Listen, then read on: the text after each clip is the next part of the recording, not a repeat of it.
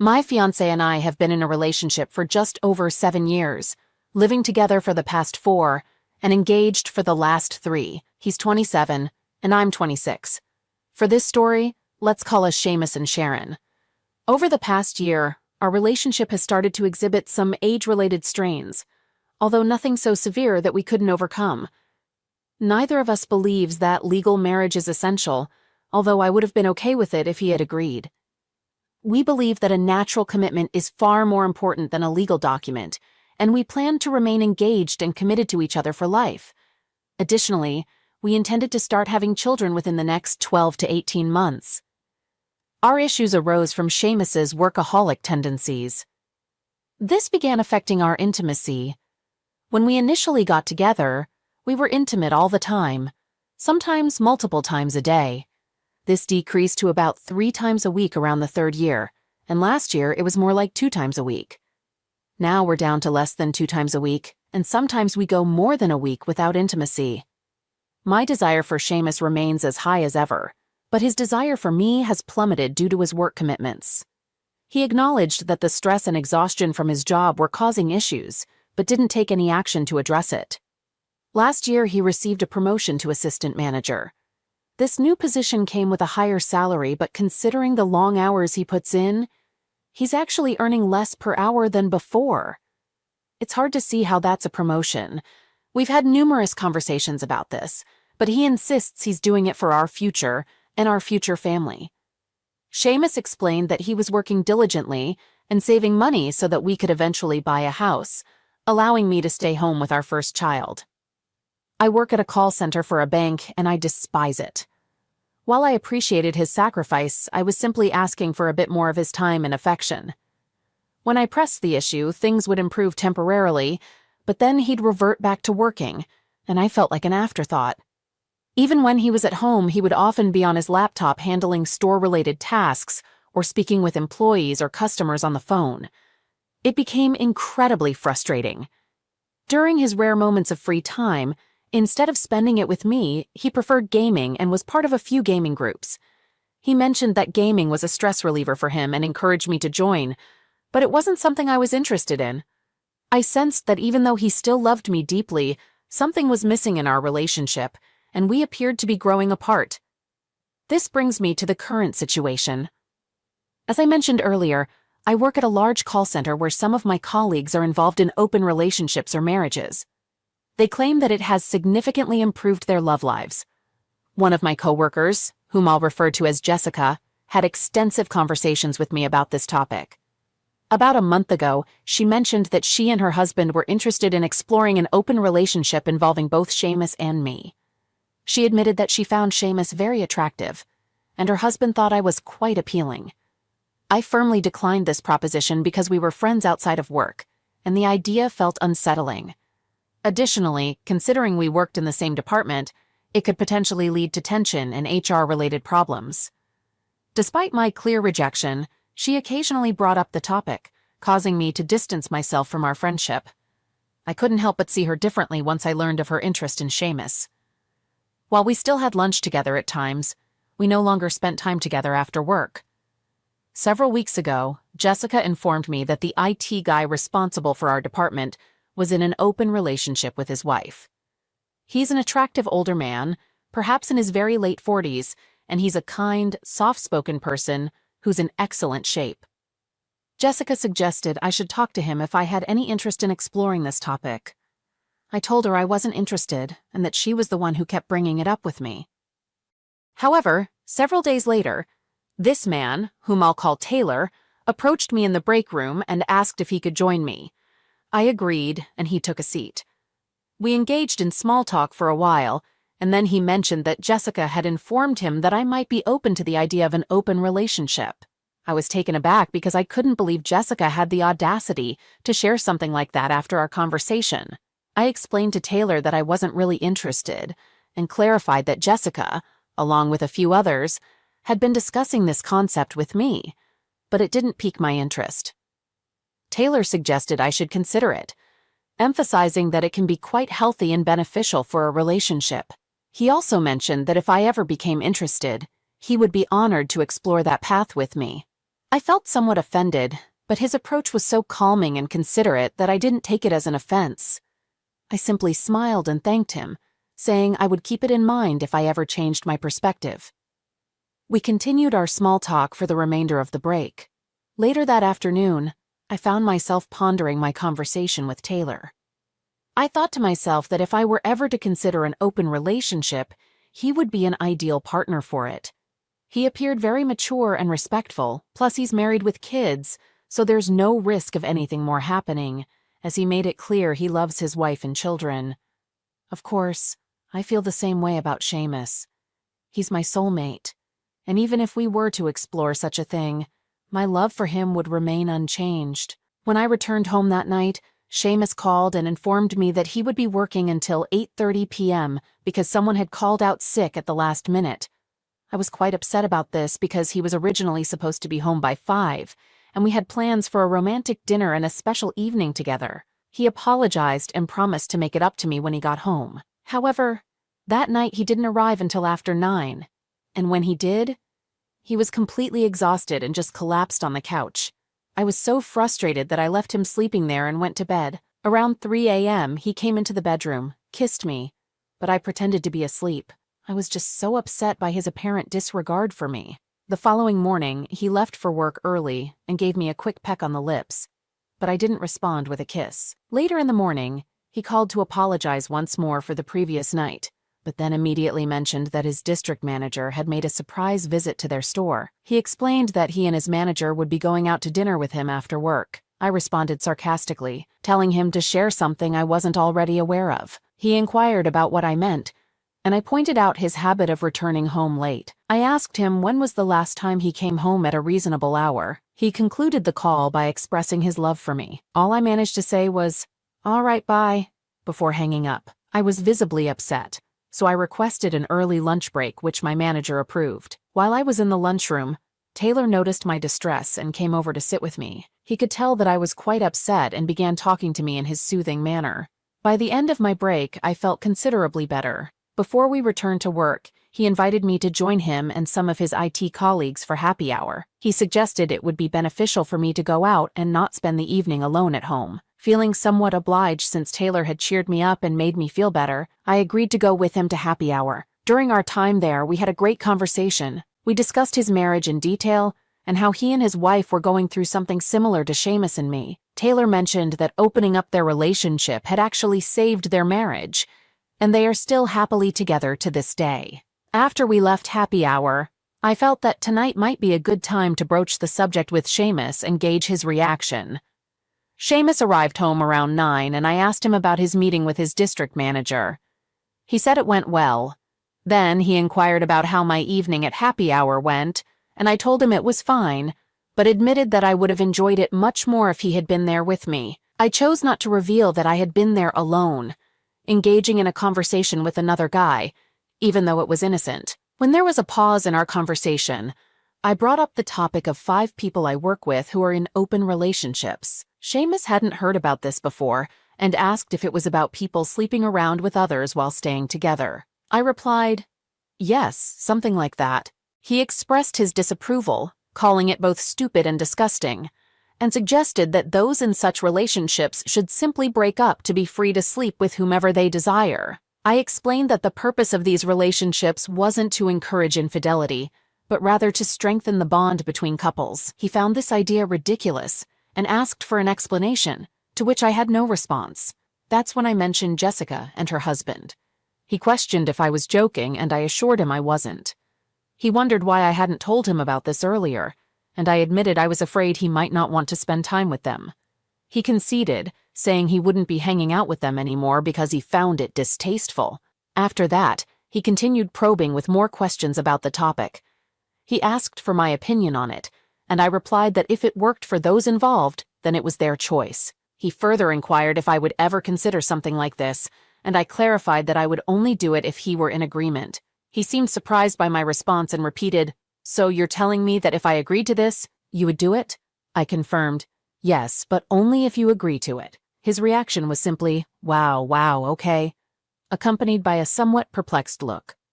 Our conversation ended when he received a call from his dad, and spoke with him for nearly 20 minutes. Afterward, we started making out and had a special night together, a refreshing change. However, during the following week, Seamus consistently worked late, sometimes past 7 p.m., due to a sudden employee resignation without notice. Feeling frustrated, I decided to join Taylor for a drink again. We headed out right after work and stayed until 7 p.m. During this time, we delved deep into discussions about open relationships and how such an arrangement might work for both of us. I must admit, our conversation ventured into some sensitive territory, crossing boundaries, but it remained purely conversational.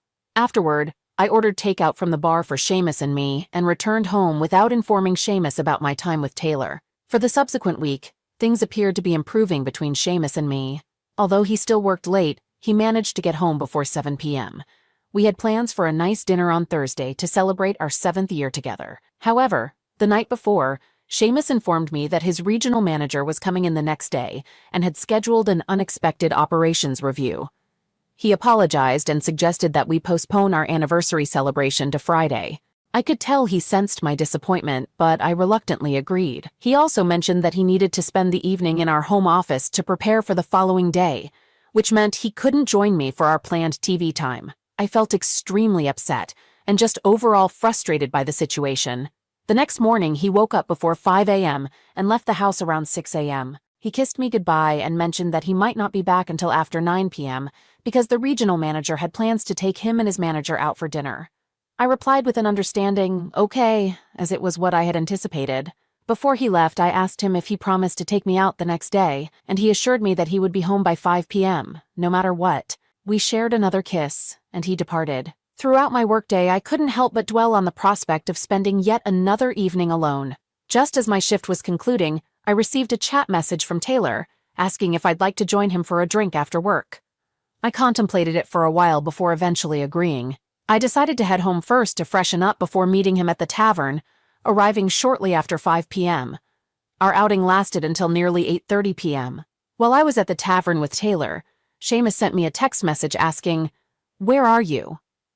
My response was a simple, "I'm at the tavern with some people from work," which was technically true since there were a couple of colleagues from the loan processing department sitting at the bar. Following that, I inquired about how things were going with his regional manager, to which he replied, "Fantastic, absolutely fantastic." I responded with, "Great, see you later." I must admit that some of the conversation Taylor and I engaged in that evening was highly inappropriate and deeply personal. We discussed topics such as preferences and positions, among other things. Towards the end of the night, he began to touch and hold my hands until I withdrew them. Then, as he walked me to my car, he surprised me with a long hug, followed by an unexpected kiss on the lips. The kiss caught me off guard, and though I didn't voice my discomfort at the time, I believe he picked up on my body language and realized I didn't appreciate it. I left for home, eagerly anticipating seeing Seamus and discussing his meeting and dinner with the regional manager. However, when Seamus arrived home,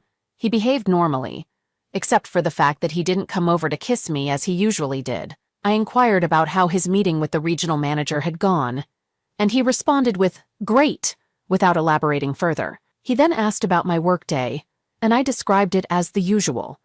Non-stop calls and high stress. His next question was about happy hour and who had attended. I replied that it was fine and that it consisted of people from the IT department, most of whom he hadn't met. He followed up by asking how many people were there, to which I replied, "I don't know, maybe 8 or 9, something like that." Feeling uneasy about lying, I inquired about his dinner. He revealed that they hadn't had dinner because his regional manager had decided to return home early to be with his wife, and encouraged Seamus and his manager to do the same with their significant others due to their successful ops review. My heart sank upon hearing this news. I then asked where he had been until now, and he replied, "At the tavern, looking for you." A wave of sickness washed over me, realizing I was caught but not entirely sure. That's when Seamus confirmed, saying he had seen everything. I asked him what he meant, and he explained that he had witnessed me with that man, smiling and gazing at each other. He saw us holding hands and even observed us hugging and kissing. I was at a loss for words, so I simply said, "You don't understand." He responded, "No, I do understand. Now it all makes sense why you brought up an open relationship out of nowhere last week. You were seeking permission to be with this guy. He then asked me how long I had been cheating on him, and I assured him that I hadn't cheated and that our interactions had been limited to conversations. I expressed my deep remorse, but he told me that apologies wouldn't suffice this time. His voice trembled as he mentioned how I had shattered his trust and broken his heart. Overwhelmed with guilt, I began to cry and continued to apologize, but he refused to listen. He said he was leaving to stay with his dad for a while, and I pleaded with him not to go, begging for his forgiveness. However, he remained resolute. He departed, and I called him while he was en route to his dad's house. He informed me that he wasn't ready to talk at the moment and needed distance to sort things out. I inquired about what that meant, and he replied, "You know what that means." I persisted with my apologies and pleas for forgiveness, but he remained silent and eventually ended the call without saying goodnight. Later, I walked into the bedroom and noticed that most of his clothes were gone, except for a couple of old winter coats, a few baseball caps, and an old pair of shoes. It became clear that he had already packed his belongings before I arrived home and had gone somewhere until I got back. That explained why he came in after I did. I couldn't hold back my emotions and collapsed on the bed, desperately hoping that this was all just a dreadful nightmare. Every day, I sent him text messages expressing my deep apologies and regret for my actions, along with declarations of my love for him. Although the messages were delivered, he never responded. I sank into a deep depression, prompting some of my girlfriends from work to come over on Saturday evening in an attempt to lift my spirits. They eventually took me out, and for the first time in nearly 8 years, I got incredibly drunk. I was sleeping off the effects of that night on Sunday morning when I heard someone knocking at the door. I peered out and saw that it was Seamus. I felt a rush of happiness upon seeing him, but wondered why he didn't simply use his key to come in. When I opened the door, I immediately embraced him and poured out my feelings, telling him how much I loved and missed him and how depressed I had been since he left. He asked me to take a seat because he had something important to discuss. My immediate response was to start apologizing, but he cut me off, saying he didn't have time to waste on that because his dad was waiting for him in the car. Then, he revealed that he had been promoted to a store manager position. I congratulated him enthusiastically and gave him a warm hug. I expressed my pride in his hard work and emphasized that no one deserved this promotion more than him. He dropped the bombshell that the store he'd be managing was in another state, and he would be relocating in just 2 weeks. I was utterly devastated and desperately asked if I could go with him. His reply shattered me. "No, I'm breaking up with you." Tears welled up, and I pleaded with him, asking why he was doing this. His response was blunt. "You know why?" In despair, I inquired about my future, and he coldly informed me that I would have to figure it out on my own. He then revealed that he had already terminated the lease on our apartment.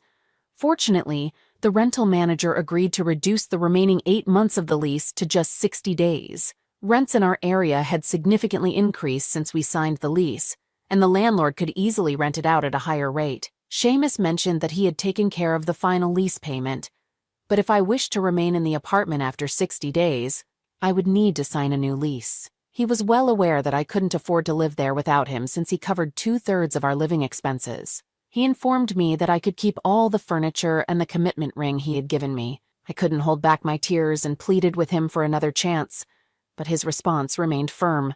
"No, it's over." In my distress, I rushed to the bathroom, fearing I might throw up. When I returned, he had disappeared. I called him, desperately wanting to talk, but he explained that his dad was waiting and he had to leave. My attempts to converse with him were in vain. The rest of the morning was spent on the bathroom floor, a combination of crying and feeling sick to my stomach. In the afternoon, 2 of my work friends came over and immediately noticed how distraught I was. They asked for my mom's contact information, called her, and explained the situation, telling her that I needed her because Seamus had ended our relationship. Mom made the 3-hour drive and arrived late last night, Sunday evening. Now, it's early Monday morning and I've been a restless wreck all night. So here I am, putting my thoughts on paper, seeking any advice on what steps to take next. Is there anything I can do to make this right? I'm aware that technically I cheated on Seamus by engaging in secret conversations with Taylor. However, it's crucial to note that we didn't go beyond a kiss and a hug. And remember, he initiated the kiss. I didn't respond to it. I've truly learned my lesson and would never repeat such a mistake. If Seamus decides to give me another chance, I promise I won't let him down. Right now, I'm facing the darkest period of my life, and I could really use some love and support. Thank you for taking the time to read this. Feel free to ask if you have any questions. Update. 74 days after my initial post. Hello, everyone. I'm returning because many of you have been asking about my situation. Currently, I'm in a really tough spot, and I've moved back to my parents' house. When the lease ended, I left my job at the bank, and with the help of my dad, mom, and brother, we moved my belongings back home, and they are now stored in the garage. To say that I'm broken right now would be an immense understatement. My mental state is worse than words can describe. Without my family's support, I don't know where I'd be at this moment. In fact, I might not even be here. I'm overwhelmed with regret and yearn to turn back time and make better choices. Looking back, I now see everything so clearly and understand what I foolishly gave up. To make things even worse, about a week before I left to return home, I bumped into Seamus's father at the gas station. We've always had a good relationship, and we chatted for around 15 minutes. During our conversation, he revealed that Seamus had come looking for me at the restaurant on the night I was with Taylor. He wanted to share the news of his promotion and ask me to go with him. Hearing this completely devastated me. I've had a couple of phone conversations with Seamus since he moved. He mentioned that he's genuinely happy with his new job, despite being incredibly busy. I have sincerely apologized to him, and he graciously accepted my apology, thanking me for the wonderful years we spent together. He made it clear that, in his view, we're not a good match and won't be a couple again. However, he wants us to maintain a civil relationship. This has been incredibly painful for me, more than words can express. But I'm not pressuring him or acting clingy. I'm simply grateful that he's still willing to talk to me. During our last call a couple of weeks ago, I let him know that if he ever changes his mind, I'd be on the next flight out to see him. So that's pretty much the update for now. I have my first therapy session scheduled for next week, and over the past week I've submitted job applications to several places. Please remember me in your prayers, and I genuinely appreciate all the support and kindness you've extended to me, even though we're complete strangers. All right, that was a fun story. Now let's move on to another exciting one. Stay tuned and let's dive in. In my third year of college, I visited the local city library and happened to meet a really attractive girl. I struck up a conversation with her, and we chatted for a while. She mentioned she was single, so we exchanged email addresses. Unlike me, she wasn't a college student. Instead, she was studying for a clerical position at a hospital. We exchanged emails for a bit, but it was a challenge to find a suitable time for a date since she was always working, and I had my school commitments. Eventually, I discovered that she was going through a tough time with her ex-boyfriend. She wanted to break up with him, but didn't want to let me go because she claimed to have genuine feelings for me and believed in my promising future. Our casual dating began a few months after that fateful library encounter. We embarked on exciting dates, explored new places together, and spent countless hours discussing our dreams and goals. The more time we shared, the more I realized how much I cherished her companionship. We shared many laughs, and she possessed a remarkable ability to brighten even my darkest days. After a couple of months of casually dating, I started noticing that our time together was increasing significantly. It felt like we were already in an unofficial monogamous relationship, and I was perfectly fine with that. My feelings for her had deepened, and I could sense that she felt the same way about me. Although we both had separate living spaces, we had plans to move in together once my current lease expired. It seemed like a natural progression for our relationship, and we were both enthusiastic about sharing a home. She explained that she had cut ties with her ex-boyfriend after their breakup due to his irresponsible behavior. He refused to pay rent and had children from different women. While her past was somewhat troubling, I trusted her judgment and believed she had made the right choice. However, as our relationship developed, there were instances when I couldn't shake the feeling that she was hiding something. She occasionally didn't answer her phone or took an unusually long time to respond to my texts, leaving me feeling frustrated and anxious. I tried to dismiss these concerns, thinking that perhaps she was simply busy or preoccupied with other matters.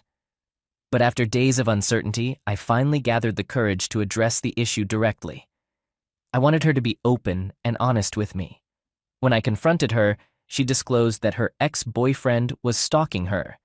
It was an astonishing revelation, and I found myself torn between believing her story or not. My mind was filled with doubts and questions.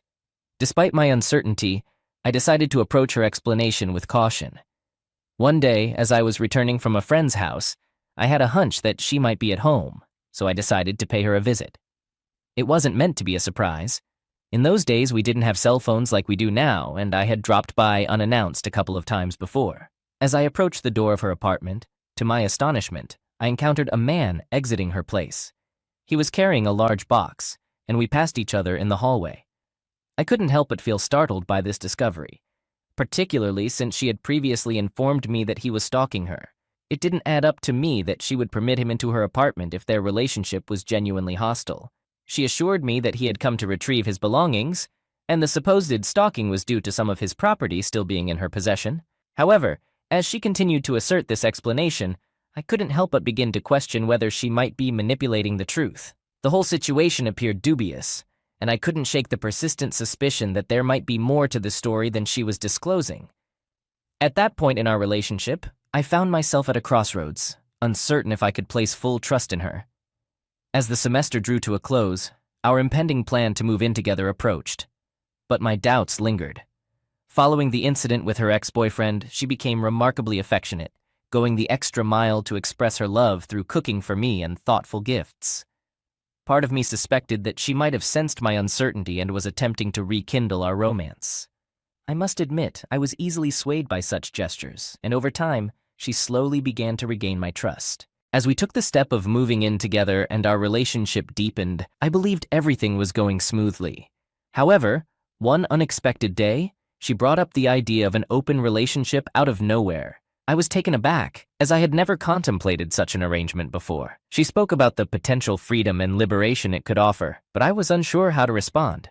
So I chose to remain silent, hoping she would abandon the topic. Little did I realize that this was merely the start of a revelation that would challenge my understanding of our relationship. During an intimate moment, she began sharing her desires regarding engaging in sexual encounters with multiple partners. At the time, it felt like a form of foreplay, and I didn't give it too much thought in the heat of the moment. However, once our passion had cooled, her words lingered in my mind, and I couldn't shake the feeling that she might genuinely want to turn this fantasy into a reality. My mind was consumed by these thoughts, and I found myself deeply contemplating the potential consequences of such a proposition. I began to question whether our love and commitment to each other were sufficient for her, and the idea of sharing her with someone else stirred up unsettling feelings within me. The uncertainty surrounding whether I could accept this weighed heavily on my emotions. This unexpected revelation left me torn and confused, leaving me unsure of how to navigate the situation. It led me to doubt the strength of our love as it seemed our desires were diverging. As I grappled with my emotions, I recognized the need to take some time to process everything before making any decisions about our future.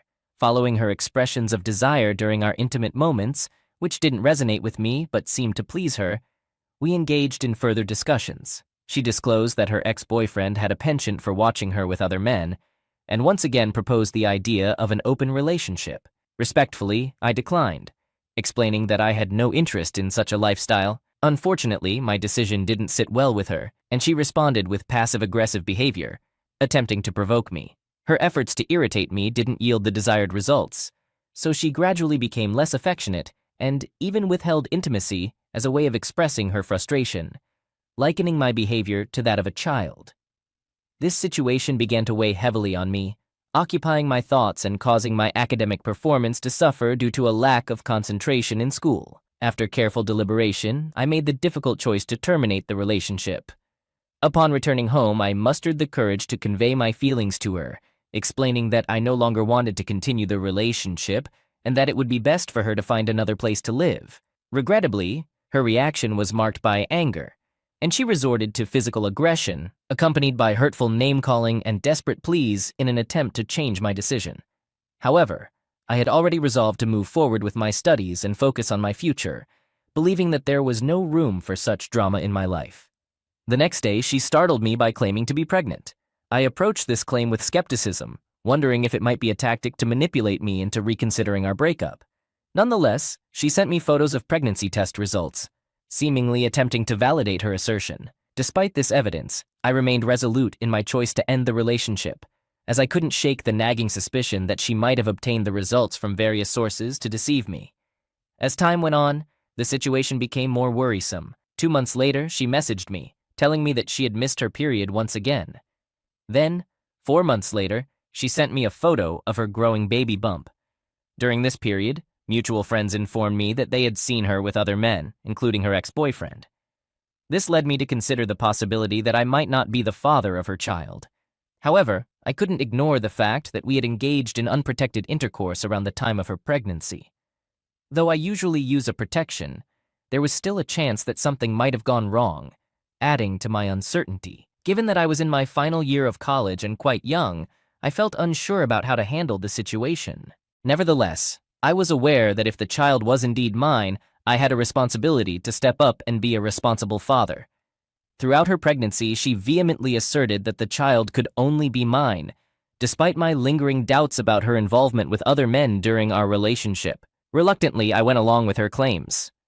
Coincidentally, I happened to be out of town when the baby was born, and she tried to reach me. However, this was in a time before cell phones were prevalent, so communication was limited. I had traveled to a different city with a college friend for a weekend getaway, partly to avoid being at home during the birth, as I had growing doubts that the child might not be mine.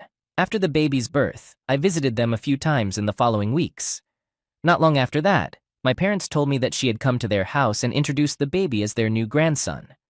They were thrilled and looking forward to being grandparents. However, I had to stop everything and explain to them that I was quite certain the child was not mine. The moment I saw the baby, I felt no connection whatsoever. Though it was a baby, I didn't see anything in the child that resembled me in any way.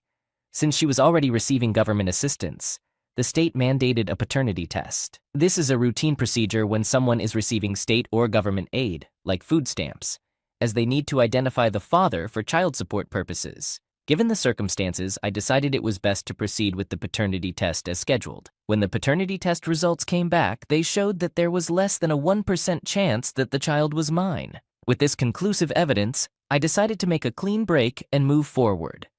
The 2 times I saw her afterward, which was over 20 years ago now, she appeared almost tearful as she tried to apologize for what she had put me through back then.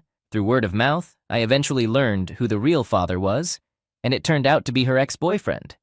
The same one she had claimed was stalking her, the one I even encountered leaving her apartment with some boxes. Unfortunately, he already had other children from different relationships and couldn't provide any support for them. Unfortunately, his health problems and struggles with pills led to his untimely death, leaving the child without a father figure.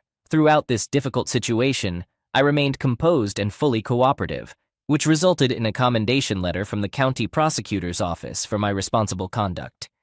It was evident that she pursued me because I was in college and had a promising career ahead. I genuinely believed that she thought the child was mine. Or perhaps she convinced herself to the point of believing it. While I didn't hold any resentment toward her, the combination of how she handled the situation, her suggestion of an open relationship, and the infidelity was enough for me to decide to end the relationship.